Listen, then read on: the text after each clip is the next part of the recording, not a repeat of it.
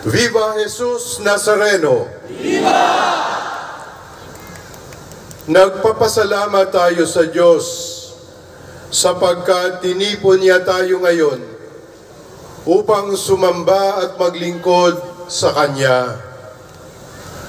Masaya ko na makapiling kayo ngayong piyesta ng mahal na pong Nazareno. Maligayang kapistahan po sa ating lahat.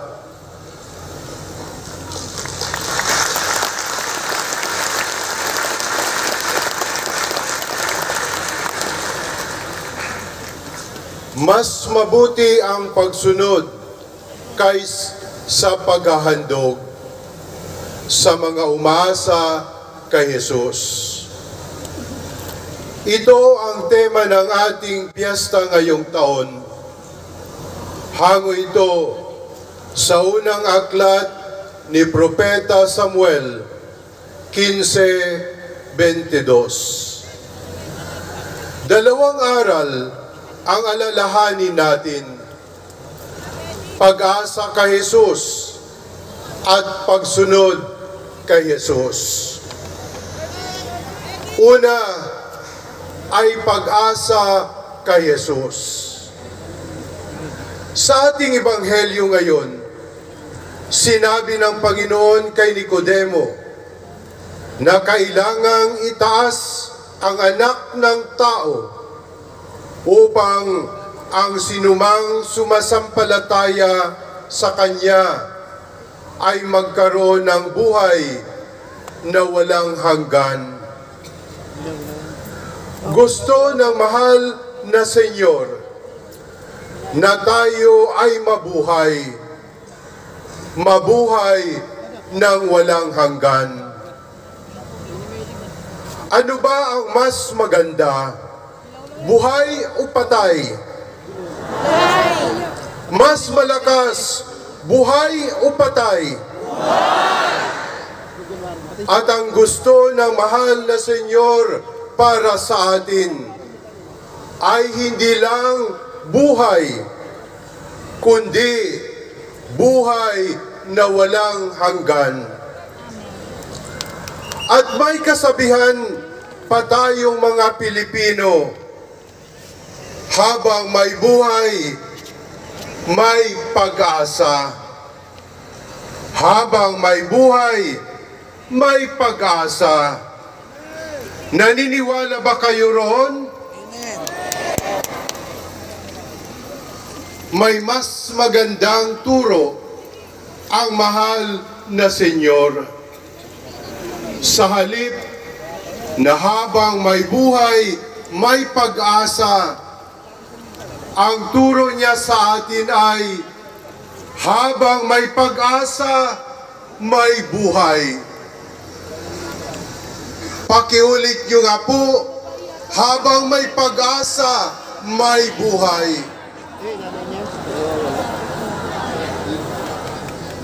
Hanggat meron tayong pag-asa, meron tayong buhay. Hindi natin kayang mabuhay kung wala tayong pag-asa sa buhay. Dahil ang taong walang pag-asa sa buhay ay taong papatay-patay. Mga kapatid, may pag-asa tayo dahil buhay si Jesus Nazareno. May pag-asa tayo dahil buhay ang mahal na Senyor.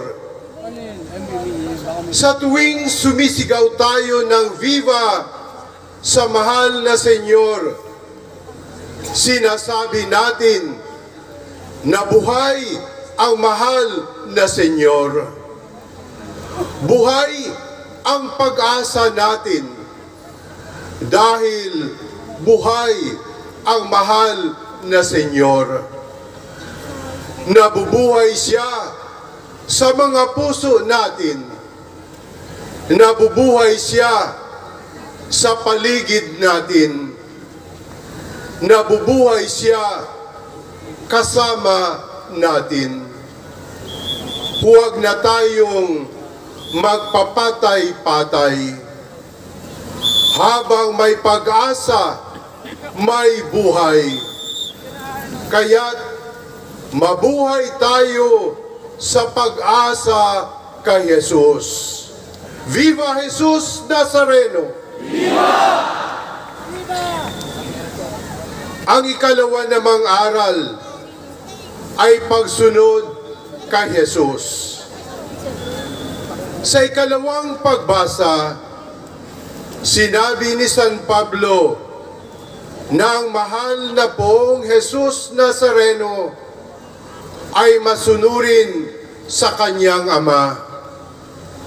Sumunod siya sa kalooban ng Diyos Ama magpahanggang kamatayan. At bakit masunurin si Jesus? Ito ay sapagkat mahal niya ang Ama. Ang nagmamahal sa Diyos ay sumusunod sa Diyos. Ang umaasa sa Diyos ay sumusunod sa Diyos. Kaya naman, mga minamahal na kapatid kay Jesus Nazareno, kung tunay tayong deboto, kung totoong mahal natin ang pong Jesus Nazareno, maging masunurin tayo sa Kanya. Gayahin natin siya na masunurin sa Ama magpahanggang kamatayan. Sabi sa ating tema ngayong taon, mas kinalulugdan ng Diyos ang ating pagsunod kaysa paghahandog. Sa totoo lang, ang pagsunod ang tanda ng pag-asa. Kung ano ang sinusunod natin, yun talaga ang inaasahan natin. Kung naghahandog tayo sa Senyor, pero sumusunod naman tayo sa pera, ibig sabihin, pera talaga ang inaasahan natin. Kung nagdedebosyon tayo sa Senyor, pero sumusunod naman tayo sa masamang tao, ibig sabihin, masamang tao talaga ang inaasahan natin. Kung namamanata tayo sa Senyor, pero sumusunod naman tayo sa bisyo, ibig sabihin, bisyo talaga ang inaasahan natin.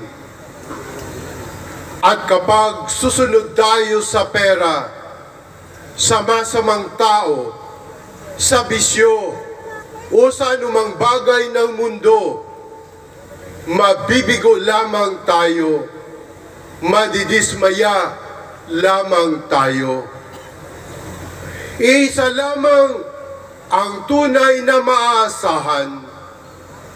Isa lamang ang nagdudulot ng pag-asang hindi bumibigo.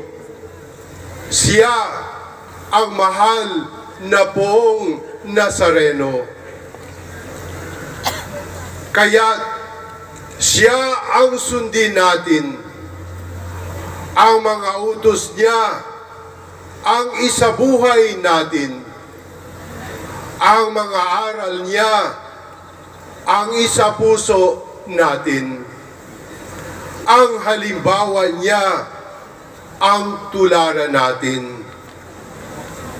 Mas mabuti ang pagsunod sa mahal na Senyor. Harapin mo ngayon ang katabi mo at sabihan mo siya, kapatid, mas malakas, kapatid, sumunod tayo kay Jesus. Palakpakan natin ang mahal na pong Jesus Nazareno.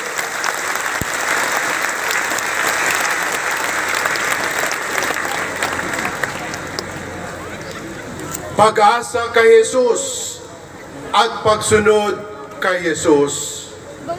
Ito ang mga tanda ng tunay na deboto. Ipangako natin ito kay Jesus. Siya lamang ang maaasahan natin. Siya ang lagi nating sundin. Viva Jesus Nazareno! Viva! Amen.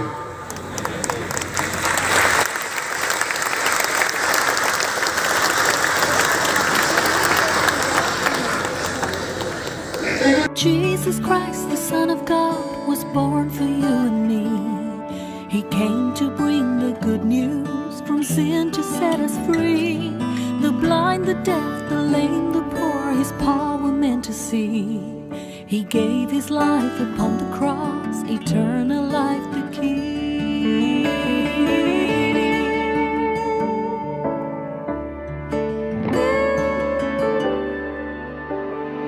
He broke bread and shed wine before His agony. We share the body and the blood in His memory.